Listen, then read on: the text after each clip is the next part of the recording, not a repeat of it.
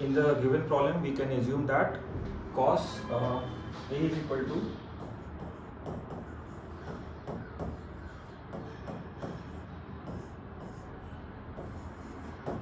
let A is equal to cos alpha plus I sin alpha, B equals cos beta plus I sin beta, right? तो A plus B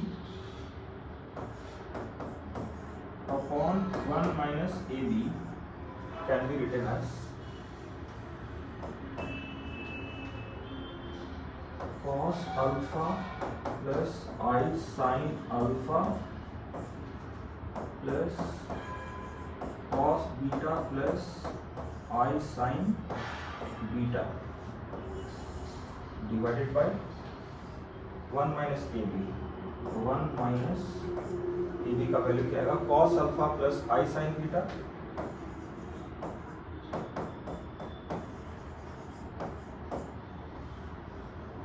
and cos beta plus I sin beta, right?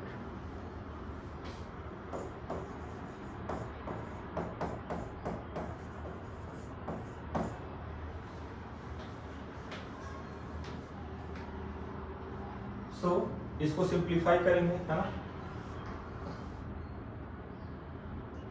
Let's do the simplification. तो लिख सकते हैं इसको cos alpha plus cos beta plus I into sin alpha plus sin beta divided by, और multiply करके क्या आएगा वो देख लेते हैं. 1 minus cos alpha cos beta, 1 minus cos alpha into cos beta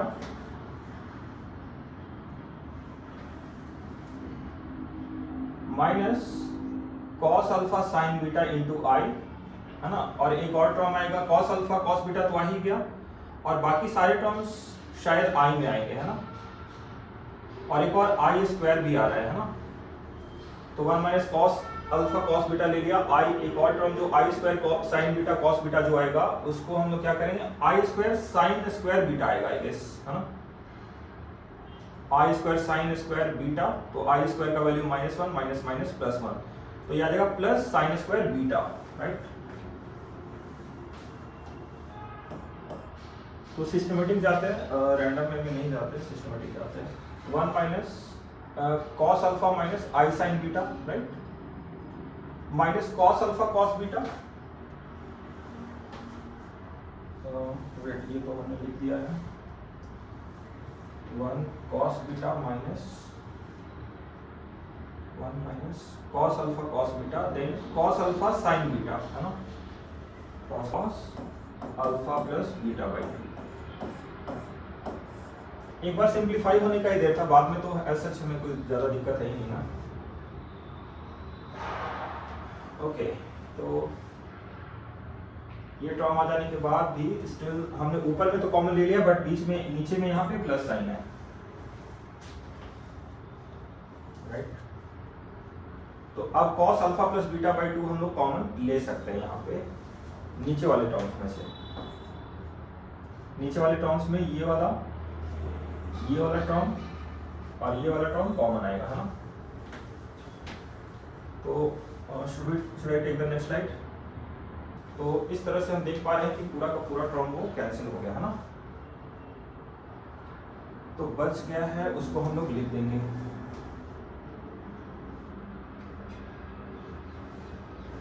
तो दैट इज इक्वल टू, यहाँ पे 2 ही कैंसिल हो रहा है, ध्यान दीजिए, ये 2 और ये 2. तो cos alpha minus beta by 2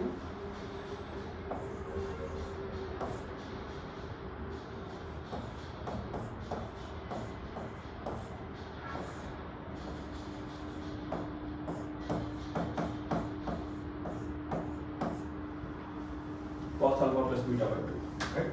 this is the remaining term, है ना? सिमिलरली ये हमने एक टर्म का वैल्यू निकाला, सिमिलरली अभी हमें दूसरा टर्म निकालना पड़ेगा, राइट? इसको आप मॉड लगा दीजिए, और इसको आप बॉन्ड लगा दीजिए, है ना। तो जो नीचे का वैल्यू है इसका मैक्सिमम वैल्यू कितना हो सकता है, इसका 1। The maximum value of that thing would be 1, उससे ज्यादा हो ही नहीं सकता, राइट। तो इसका मतलब क्या हुआ कि अगर इस होल क्वांटिटी को मैक्सिमाइज करना है, अगर ये पूरा का पूरे क्वांटिटी को अगर मैक्सिमाइज करना है सपोज, है ना, नहीं पूरे क्वांटिटी को अगर मिनिमाइज करना है तो डिनोमिनेटर को मैक्सिमाइज करना होगा। तो क्या हम लोग ऐसा लिख सकते हैं,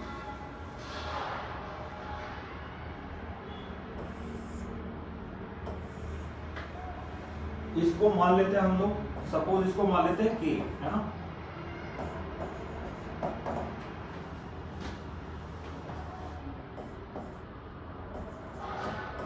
k will be minimum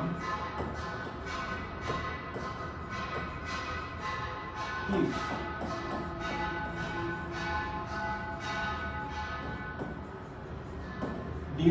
denominator will be maximum।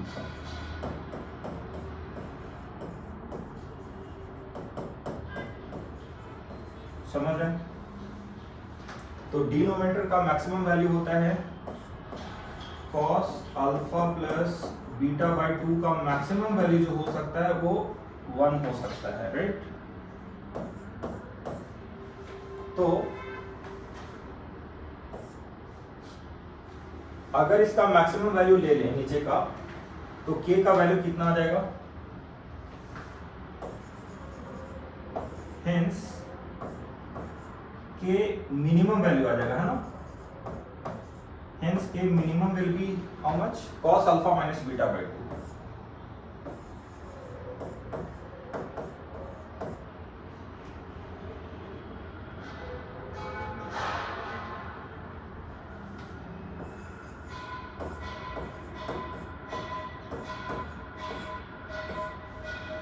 I hope you are getting.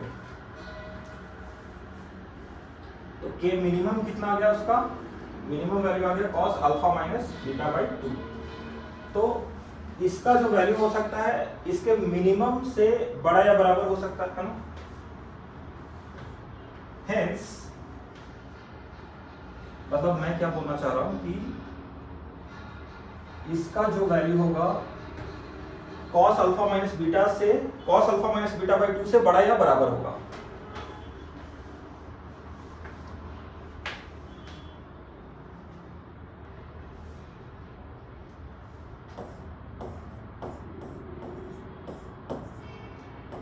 I hope it is clear. तो हमने, तो इस प्रॉब्लम में क्या हुआ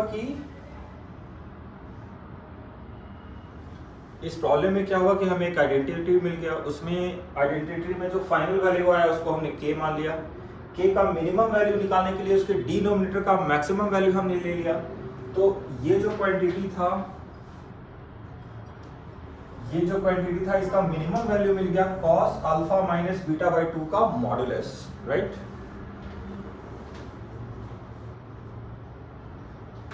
तो यहाँ पे हम लोग लिख सकते हैं a plus B upon 1 plus ab का modulus will be greater than equal to cos alpha minus beta by 2, right. Similarly हमें क्या कुछ रिजल्ट मिलेगा दूसरे वाले के लिए।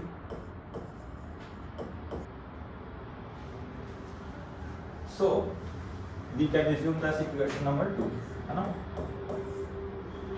and the previous equation was equation number 1।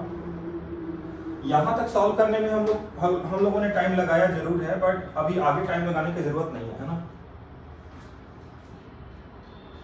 This is equation number 1 and this is equation number 2, right. Hence क्या लिख सकते हैं, दोनों साइड अगर स्क्वायर कर दे तो कोई फर्क पड़ेगा।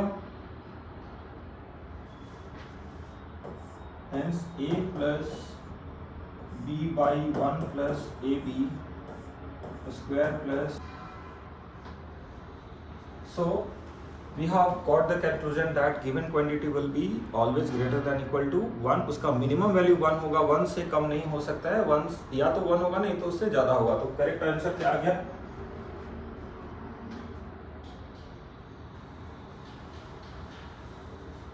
Answer is B, minimum value 1 आ गया है ना। So correct answer is B. So या show this.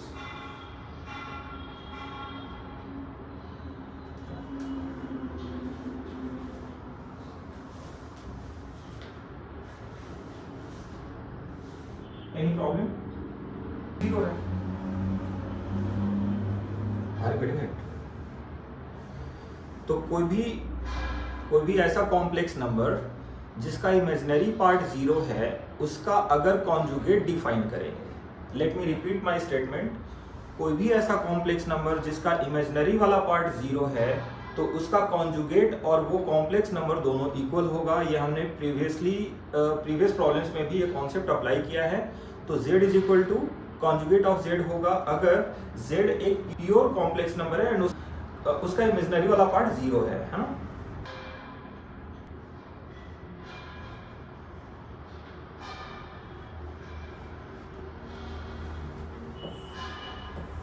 तो क्या हम ऐसा लिख सकते हैं a is equal to 1 by a conjugate, right.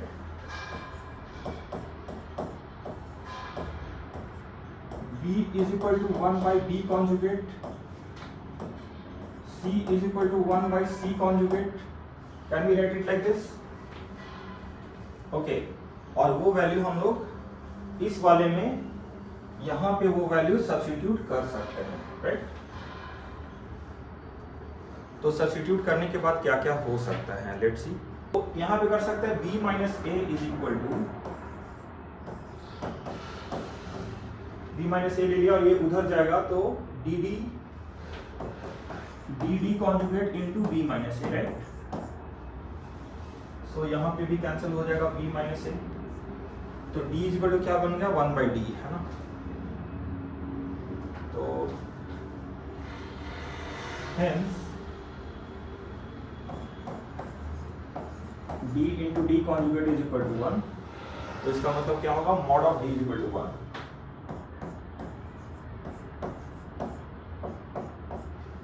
तो फाइनली हमें क्या आ गया, modulus of d is equal to 1, उसका मैग्नीट्यूड 1 आ गया, है ना।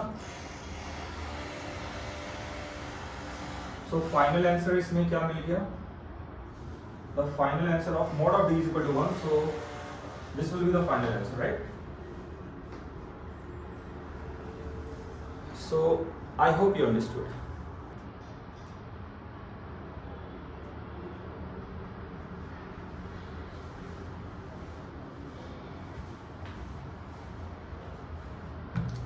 यहाँ पे क्या करेंगे, सबसे पहले ये समझ लें कि हमें समेशन जो पूछा जा रहा है वो है क्या, है ना। So to find out the value of this, here it is ak, k is equal to 1 2 3 n। अब ध्यान से देखिए इसको कैसे लिख सकते हैं। लेट्स स्टार्ट विद द 1, है ना, सिंपल। हम लोग क्या लिखेंगे, a1 plus a2 plus a3, है ना। सपोज n का वैल्यू 3 हुआ तो ये 9 तक जाएगा, है ना। फिर टर्म्स क्या आएंगे, a4 a5 प्लस a6, फिर आएगा a7 plus a8 plus a9, है ना, प्लस डॉट डॉट डॉट। अब ध्यान से देखिए, क्या अगर ये 3 का मल्टीपल है, अगर जो फाइनल वैल्यू है, ये जो फाइनल वैल्यू है 3 का मल्टीपल है, राइट। इसका मतलब ये 3 के पेयर्स में आएगा, है ना, 3 के पेयर्स में आएगा। तो a1 और a4 को अगर एक साथ देखें ध्यान से, है ना, तो क्या हम लोग कुछ इसमें रिलेशन निकाल सकते हैं। सपोज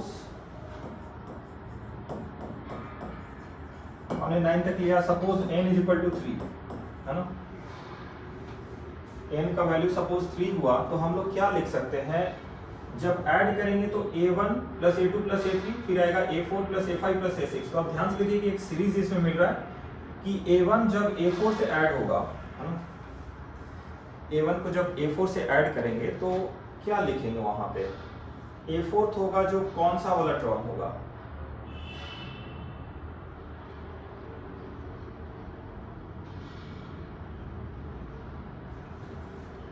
डायरेक्ट कुछ बोलना मुश्किल है ना।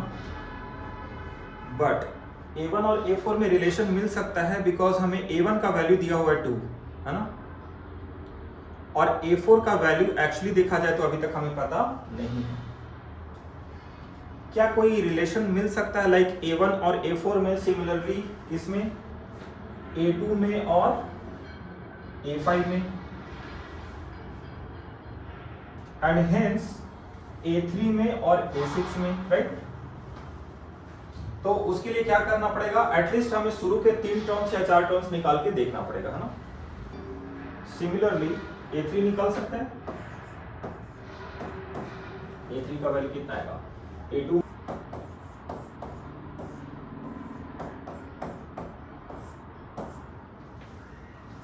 आई hope you are getting it. A3 को थोड़ा और सिंप्लीफाई करेंगे यूजिंग कॉन्जुगेट, है ना, आएगा वो A6 के बराबर होगा। तो हर थर्ड इंटरवल पे रिपीट हो रहा है ना,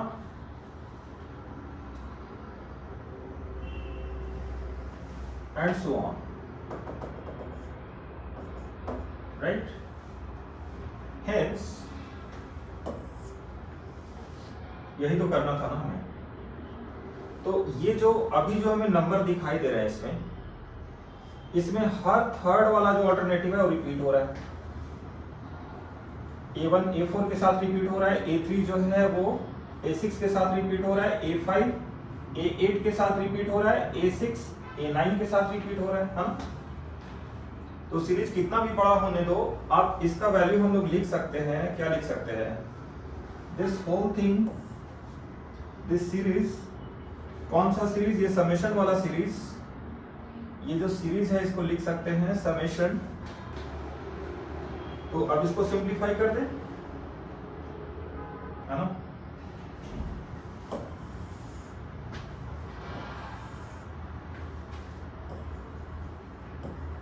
Hence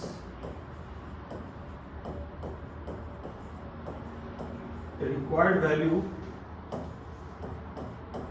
कर देते इसको, 2 + 3/5 कितना आ जाएगा बताइए।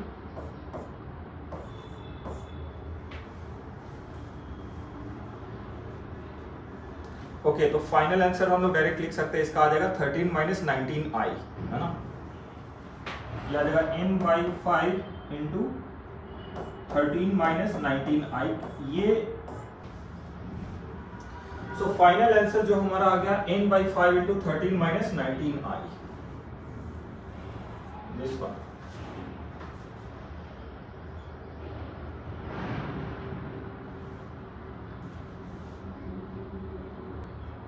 सो फाइनल आंसर इसका क्या आ रहा है, A। So I hope you understood.